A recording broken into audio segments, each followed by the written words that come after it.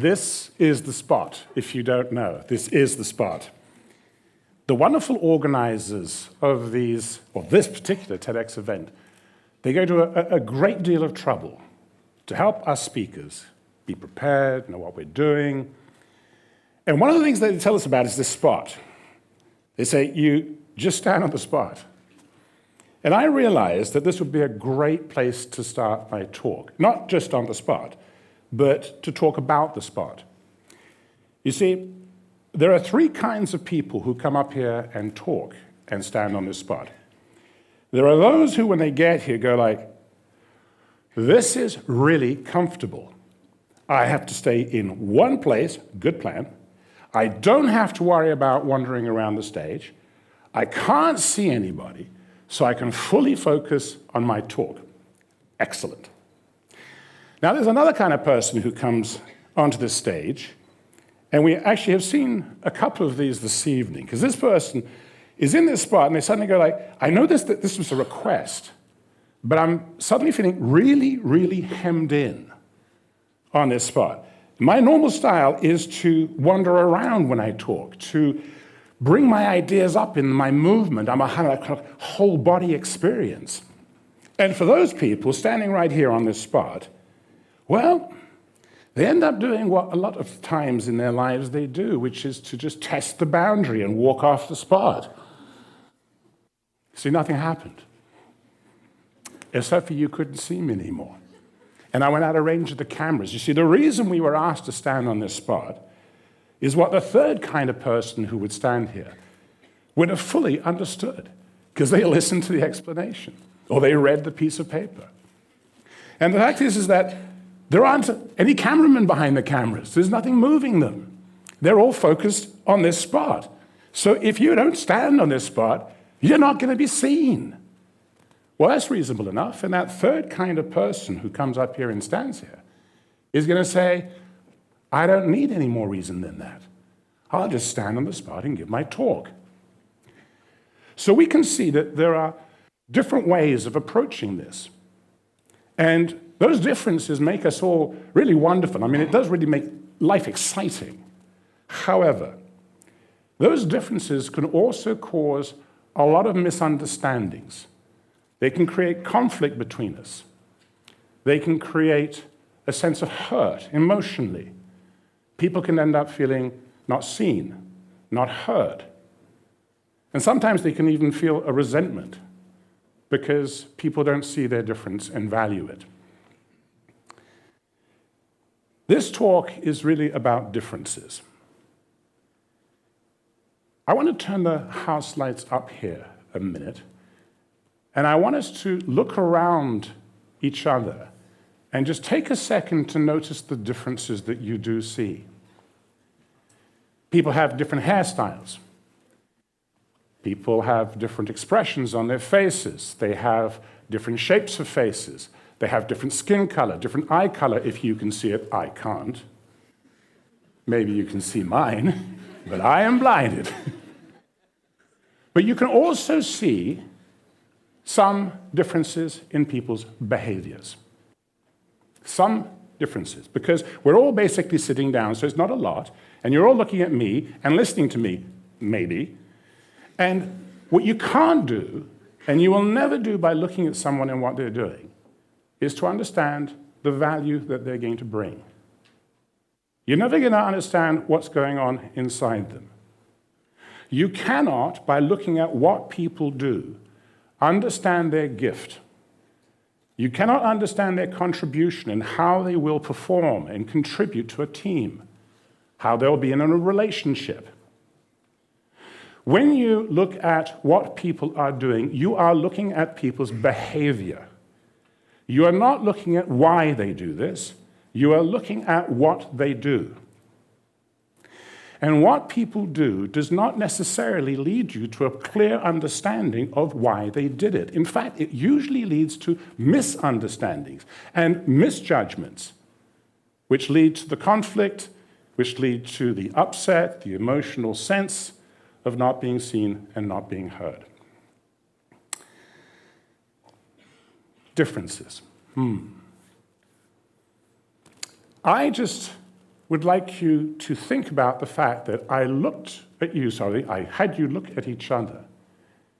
And in looking at each other, I wanted you to notice the differences and that you realize that the differences of people's behaviors is not telling you what's going on inside.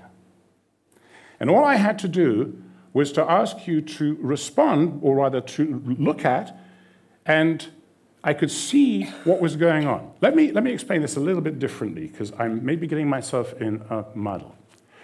I want the house light up just a tiny bit more. Just a tiny bit more if we can. Okay, that's great. I'm going to make 3 statements.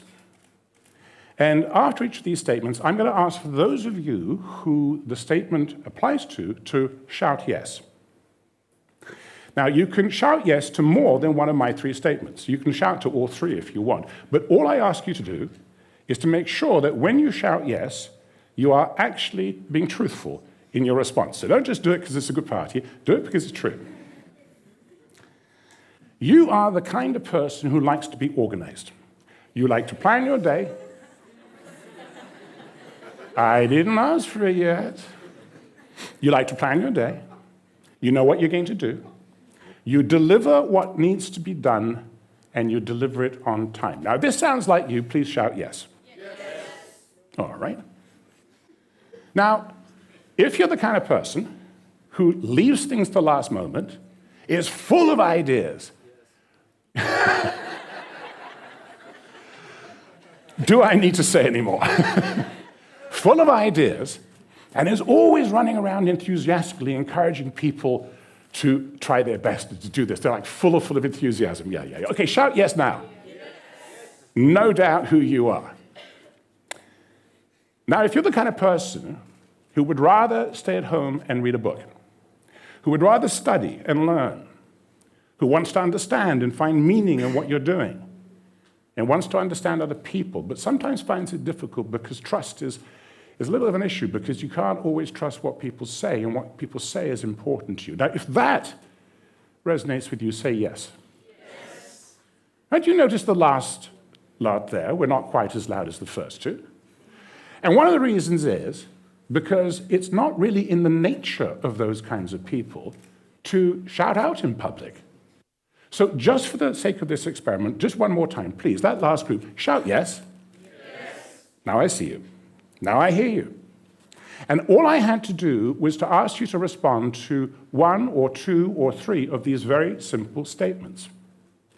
And from that, we can learn something very valuable. I want to tell you a little story. The story is called The Fish. Now, you've all seen video from underwater of fish swimming in schools, right? Beautiful, isn't it? Amazing. How do these fish do this? How do they move left and right in this incredibly synchronous ballet? And it's not just fish that do this. Birds do this. Animals do it on the savannah in Africa. How do they do this? Well, humankind has wondered for thousands of years exactly what that mechanism is. Is it telepathy? Is it light? Is it some chemistry in the water? Or maybe it's vibrations. Well, it turns out that the reason is a great deal simpler than that. There are just 3 simple rules that govern the movement of the fish. Not just the fish, but it turns out that these 3 rules govern the movement of all life, including you and me. Rule number 1 is the rule of normal. If you are that little fish and you come out of your little egg sac, and all around you there's these yellow things with blue stripes, that's your normal. All you got to do during your life is keep those little yellow things with blue stripes right around you. If they look like they're moving away, follow them. If they look like they're coming towards you, move a little bit away from them. Always stay in flow and keep it normal. Rule number 2.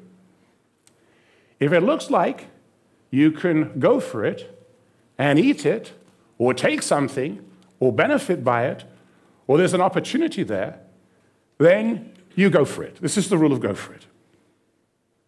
Rule number 3, if it looks like it's going to eat you, you run for it. These three simple rules actually govern everything about the way we move in life. Everything. The rule of normal is like the response I asked you to give if you like to keep things organized, in place, get things done. It's what keeps society ticking. It's what keeps us all functioning together collectively. The fish do it as a way of protecting themselves. We humans do it for exactly the same reason. The rule of go for it is about seeking opportunity to improve, to change things for the better. And we're always doing that. It's not just about sex, food, and shelter. It's about learning and teaching and growing. It's about sharing. It's about creating safe communities where we can live. And the rule of run for it is no scaredy cat rule. This is the rule about learning about ourselves and our world and the planet we live in and the universe we live in, and understanding it in a fundamental way. We all have these three driving, motivating factors in us. What makes us different from each other is the degree to which we actually use each one. We can use a lot of number one and number three, and no number two. Some two and some three, but no one. And we blend these three motivating factors, and the result of that is the sophistication of our differences as humans. But always the same three rules. Always the same three rules. So as you swim through life, as you navigate through life, as you navigate your relationships, as you work on teams with other people, and as you show up to give your very, very best during your life, I would ask you, in every situation when you meet someone new, just remember the fish and try to understand what it is that makes that person special, not from the outside, not what they do, not the behavior, not the judgment, but to truly understand why you are and why they are the way that they are. Good night.